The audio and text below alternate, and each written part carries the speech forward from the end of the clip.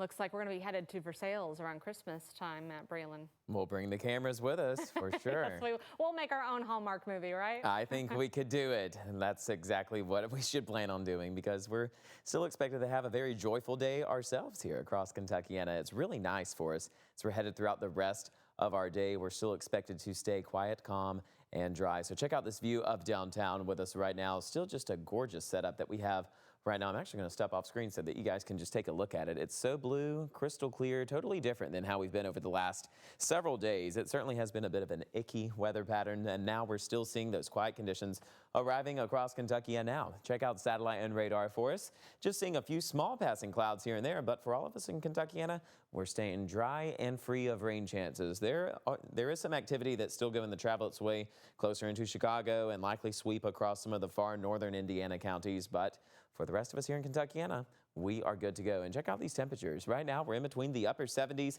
and the lower 80s for most of us, which is a great range to be at for this time of the day. So as we continue going throughout the next upcoming hours, we're going to stay pleasant. We're in a short period of dry conditions, but the rain showers will start returning back with us later on into our Wednesday. So let's go ahead and talk about the rest of Tuesday. North winds still carrying in a steady amount of dry air for us. Temperatures do start returning back into the 70s as we head into the night.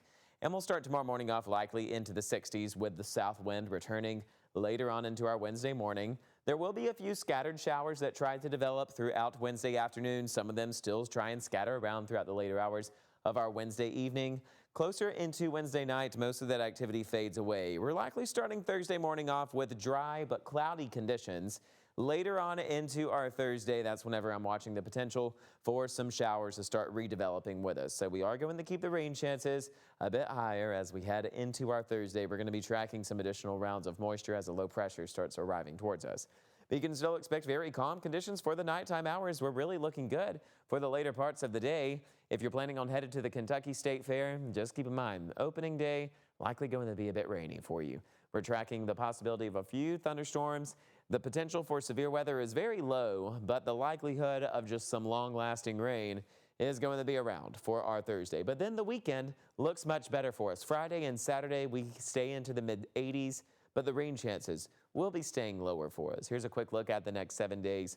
Notice how each day we are staying out of the 90s, a week of the 80s, which is great. That's around our average for this time of the year. Typically, we range around the upper 80s for this time in August.